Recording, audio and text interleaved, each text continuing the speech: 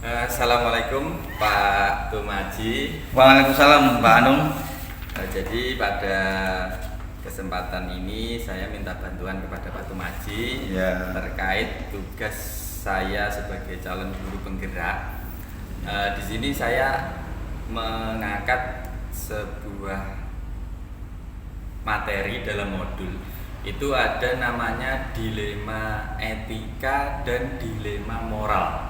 Jadi dalam dilema etika itu keraguan antara hal yang benar dan hal yang benar lainnya namun saling bertentangan. Kemudian yang kedua ada namanya dilema moral, itu seseorang mengalami keraguan antara memilih hal yang benar atau yang salah.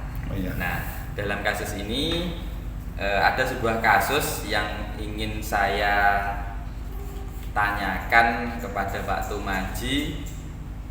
Bagaimana pendapat Pak Tumaji tentang kasus yang akan saya tanyakan berikut? Silakan. Kasusnya begini, Pak. Pak Budiman merupakan guru matematika di SMP Karunia. Pak Budiman dikenal sebagai guru yang rajin, ramah, penyabar, dan disukai banyak murid. Suatu hari saat Pak Budiman sedang mengajar di jam pelajaran pertama di kelas 8A, tiba-tiba datang orang tua salah satu murid kelas 8A, Abdul, di depan pintu kelas 8. Bapak Anwar, ayah Abdul, mengacungkan parang sambil berteriak dan memanggil-manggil Abdul agar segera pulang untuk ikut panen ikan di tambak. Sontak Pak Budiman merasa kaget dan takut. Demikian juga dengan murid-murid yang lainnya. Abdul hanya bisa menangis ketakutan dan bersembunyi di pojok kelas sambil berteriak tidak mau pulang.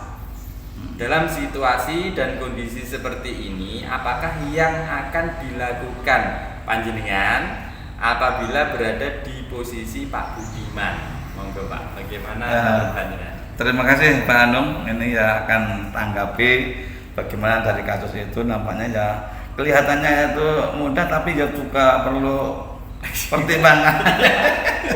Ini keduanya benar Pak? Iya, ini Pak Anung. Kalau saya pribadi seandainya saya itu berperan sebagai Pak Budiman sebagai pengajar kelas itu, tentunya yang pernah kita tetap bersikap ramah terhadap Pak Anwar, ayahnya Abdul itu, yang penting kita ajak dengan bahasa yang yang halus, kita ungkapkan tujuannya apa, walaupun tadi sudah menganalogkan, tapi kita sambil mendinginkan emosi lah, kita rangkul, kita jelaskan apa tujuannya Pak gini-gini, dan kita sebutkan lagi bahwa di sekolah ini ada aturan-aturan, ada tata tertibnya. Nah itu kita kenalkan.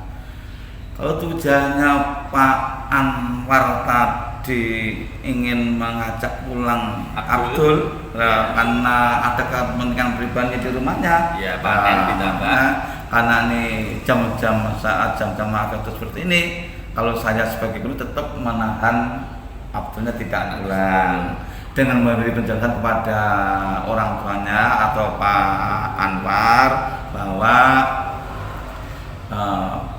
pentingnya belajar bagi anak, dan kedua kalinya di dalam belajar ini juga ada aturan-aturannya, sehingga kalau hal yang seperti ini kita selalu bersifat toleran atau terhadap sifatnya Pak Abdul, akhirnya pertama aturan menjadi lemah di hadapan orang-orang yang lain.